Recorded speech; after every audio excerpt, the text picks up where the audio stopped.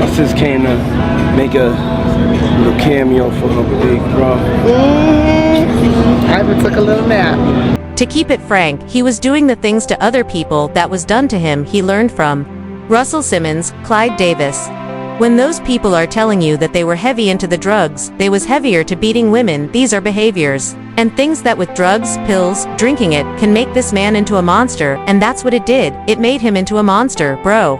I'm with Puff and he's in the exotic bookstores and he's doing shopping. This is the first time I was ever in the exotic bookstore with Puff, so you know I'm giving him his space. He's taking things off the shelves and stuff like that cause they gave him a brown paper bag. When they gave him a brown paper bag, he was just putting stuff in there as he going. I'm just looking at the places where he picking stuff from, and then he picked like quite a few of them down Sean Diddy. Combs has dramatically escalated his legal strategy by filing a lawsuit against his former bodyguard Gene Deal after Deal publicly signaled his readiness to testify in the ongoing federal trial against the hip-hop mogul. Diddy's lawsuit accuses Deal of leaking private information and breaching implied confidentiality, suggesting that the music executive is determined to intimidate or deter key witnesses from speaking under oath. Okay, he put him in the bag, so when I went by there and I looked up there and it said butt plugs, and I was like, hey yo, what are you getting this for? And it said butt plugs, and he be like, yo, can I do my shopping by myself?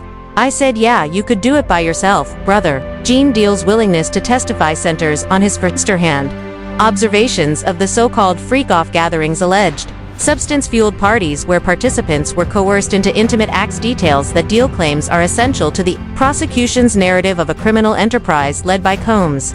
The timing of Diddy's legal counterattack is notable, coming just as opening statements are set to begin in Manhattan federal court, where Combs faces charges including racketeering, conspiracy and trafficking, with the trial expected to last several weeks and potentially result in severe penalties if convictions are secured. Every development, including this feud over Deal's testimony, carries enormous weight for both sides. Yeah, that picture is crazy, ain't it, MHM?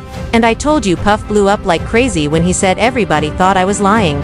Gene Deal first emerged as a figure of interest when he publicly declared that he had no reservations about taking the stand if called upon by authorities to discuss his experiences with Diddy's security operations and personal conduct in interviews on platforms like The Art of Dialogue. Deal recounted instances where he witnessed guests at Diddy's events being unknowingly given spiked champagne, leading to blackouts and compromised consent, a pattern he says he observed repeatedly over the years. Sean Diddy Combs was once one of entertainment's most powerful mogul, accused of crime so heinous he faces the possibility of spending the rest of his life behind bars.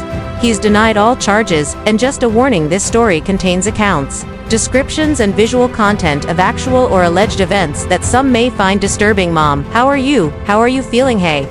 Mom can't talk about the case at all. All eyes are on this New York City courthouse as the federal trial for disgrace mogul Sean Diddy Combs begin. Music mogul Sean Diddy Combs goes on trial today. Combs is inside the courtroom along with those prospective jurors.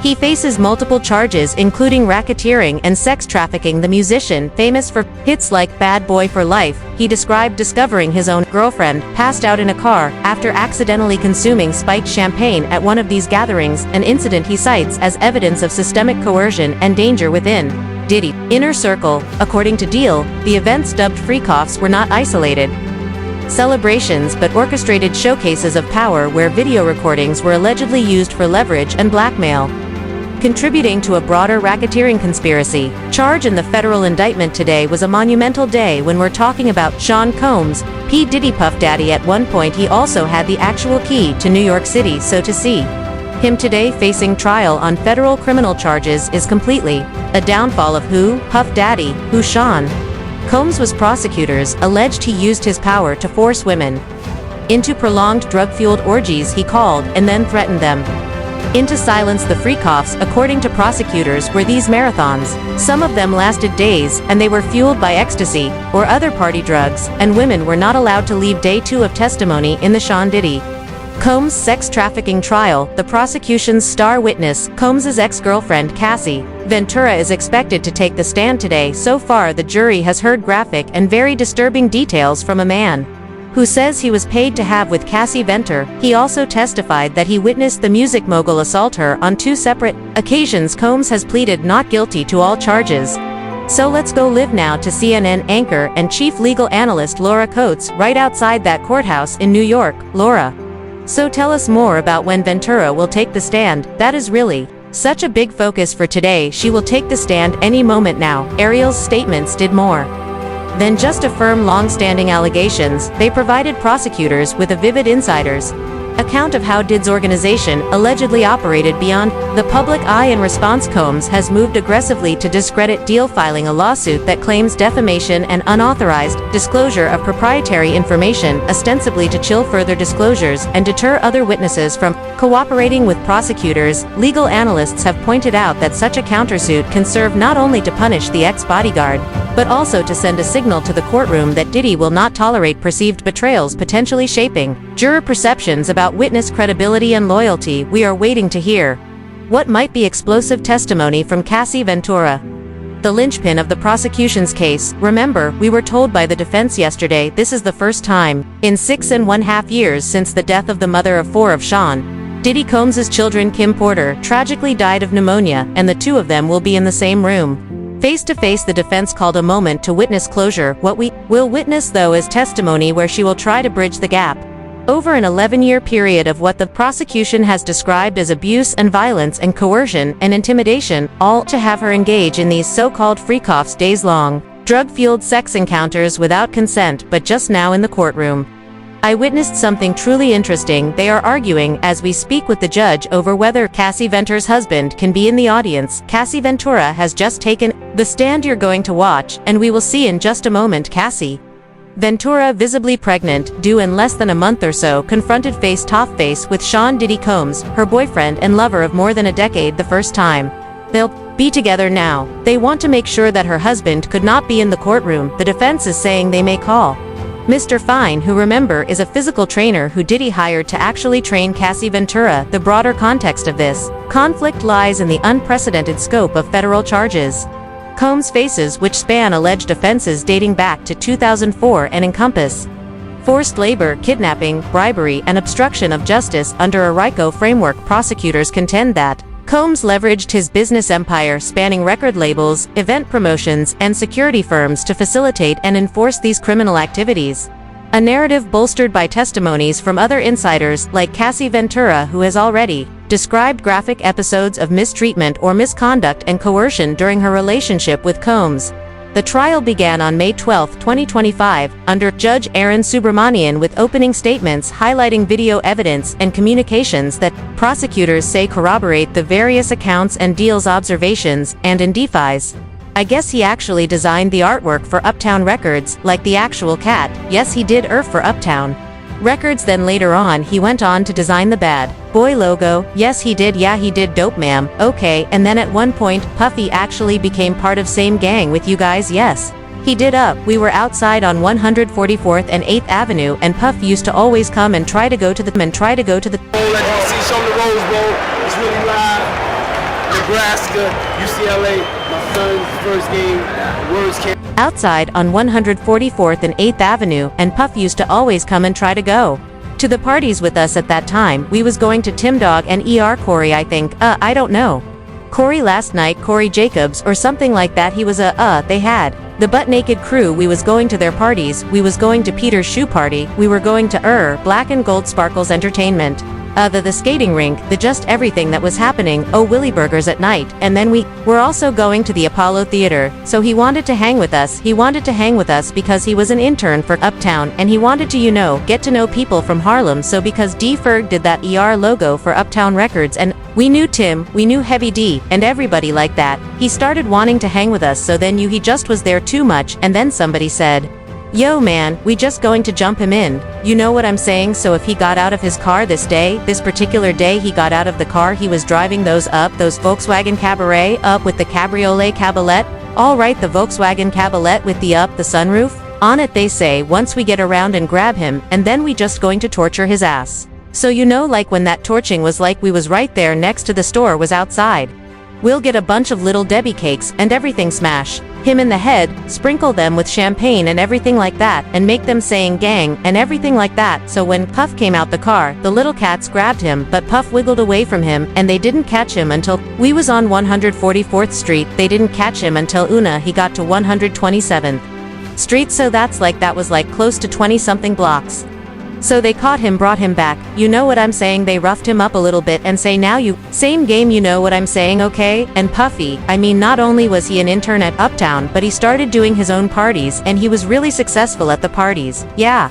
He was actually doing Upside Hype, did you know, unsigned Hype on Monday nights. That was when leaders of the new school where Buster Ryan was in, and different groups, you know, they would come there on Monday night and perform, and then on Wednesday night, he had the red zone during parties, what he called Daddy's House. Diddy's decision to reject plea deals, as noted in recent court filings, underscores his confidence in mounting an aggressive defense, even as the government readies to call high-profile witnesses like Gene Deal and Cassie Ventura to the stand. One unnamed witness, referred to as victim number 3, has reportedly gone missing and has been uncontactable, raising concerns about witness intimidation, an issue that prosecutors say is exacerbated by alleged calls made from detention facility to potential witnesses urging them to withdraw their cooperation. Phone records reveal hundreds of calls from the Metropolitan Detention Center to family members and associates, which the prosecution argues demonstrate attempts to undermine the integrity of testimony and obstruct justice. If you don't believe that they're going to try to hit him with those guns in there, they saving all that for last, the drugs, the guns, they'll do another superseding indictment and add those to her if you don't take the plea. But not only celebrities, I don't think it's only celebrities going to be shook. He had politicians in there, he had princes in there. Oh, he also had a couple of preachers in there. Oh, damn, is he talking about who I think he's talking about? Oh, you think is he Hallelujah Cat? Williams commented on that. Williams definitely brought him on a preacher amid these legal fireworks. Gene Deal's public profile has grown, earning him both hate mail and praise from those who view his willingness to testify as an act of courage against an influential figure in the music industry. Deal himself has said he does not regret speaking out, and that he went through every formal channel to raise concerns before going public, an assertion meant to distance him from claims that he is unethically profiting from sensational disclosures. Meanwhile, Diddy's lawsuit maintains that Deal's statements are false and damaging, and seeks financial damages and injunctive relief to bar further disparagement. And is there anything that you may want to confess tonight before you go in? I keep everything right here, or right here, so angelic all the time. Legal experts caution that Diddy's retaliatory suit may backfire by drawing more attention to Deal's testimony and solidifying his role as a key witness in the eyes of the jury. Under RICO statutes, every witness with direct knowledge of enterprise activities can be vital, and Deal's detailed accounts of spiking, filming, and coercion could significantly bolster the prosecution's argument that Combs oversaw a coordinated criminal network. At the same time, the defense may argue that Deal's motivations are tainted by grievances or the prospect of personal gain, inviting jurors to question his credibility, a strategy that Diddy's legal team appears to be setting in motion with their lawsuit now to shan Diddy Combs' investigation.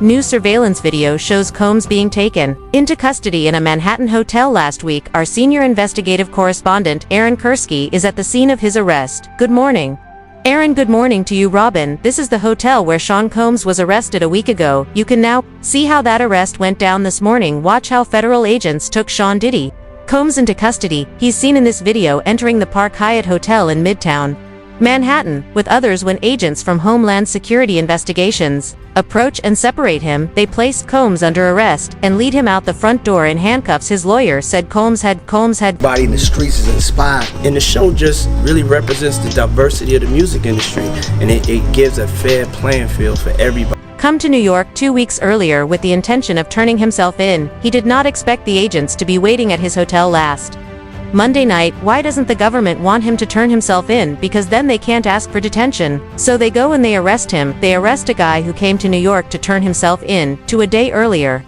Combs seen out and about in New York with his family, seemingly in good spirits.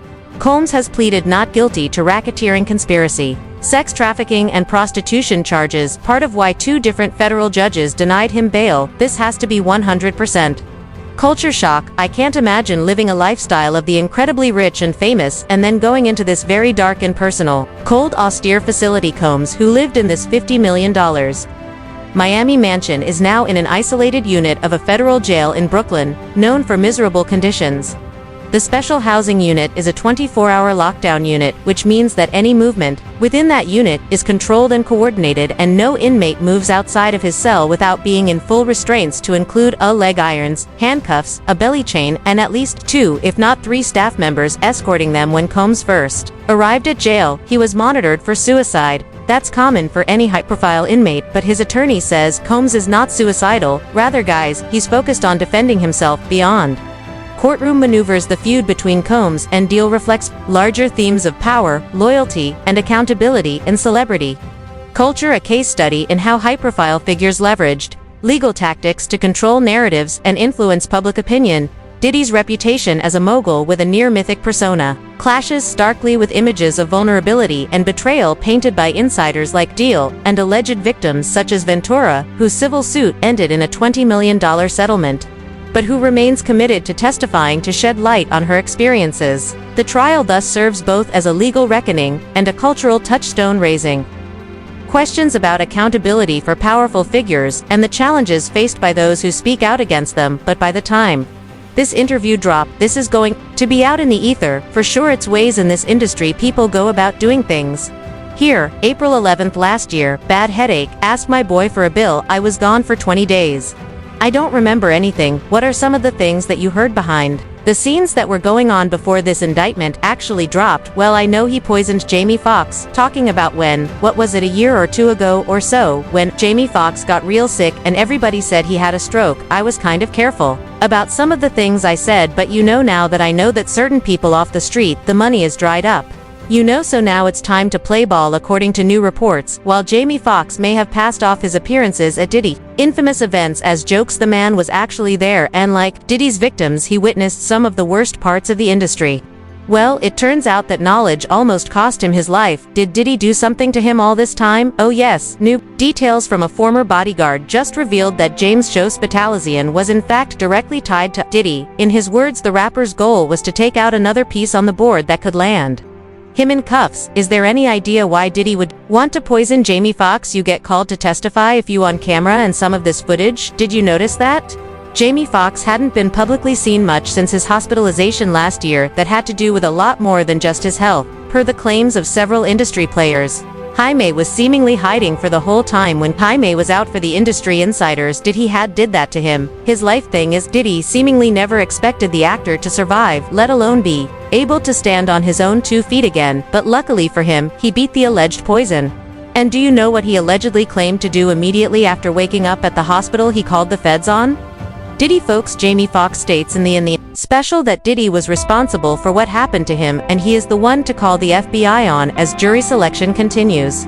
Amidst delays and challenges, including prospects dropping out over fear and others dismissed for conflicts, the uncertainty only heightens dramatic tension in the courtroom and fuels media scrutiny. Outside observers note that jurors will need to wade through competing narratives, one portraying Diddy as a wrongly accused icon and another depicting him as an orchestrator of systemic misconduct, with Gene Deal's inside testimony at the heart of that conflict. The judge's decision to reconvene jury selection after weekend delays reflects the judiciary's effort to safeguard fairness in a trial where intimidation fears are palpable. I believe he was a coward. There's no way he should have let that happen to his kids. What is this? That could be his sons. If that is accurate, I wouldn't be surprised, because the allegations put forward in that lawsuit implicated his sons. I think that was wrong. If them was the damn Rockefellers or somebody else, they wouldn't have had their kids handcuffed like that. I believe he knew what was going down, and he probably thought they wasn't going to do that to the kids, but they did. Gene, did you see him beat Kim? I said on that particular case, no. Have I seen him rough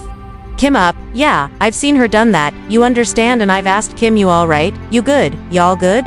And she just look and stuff. He'll stop. While I seen his wrist ripped up, I would testify that I seen his wrist wrapped up in a t-shirt. He told them they wouldn't let them know what they were doing, but it seemed like that something might happen before Labor Day. Wow, before Labor Day. Ultimately, the clash between Diddy and Gan Deal underscores the broader stakes of the trial, validation and justice for purported victims, reputational survival for a music industry titan, and the integrity of a legal process tested by power dynamics and high-profile spectacle as proceedings unfold. Every revelation from deals, testimonies about spiking and coercion to Diddy's aggressive counterclaims will shape not only the jury's verdict but also the enduring public narrative about what happened behind closed doors at some of hip-hop's most notorious parties. Please.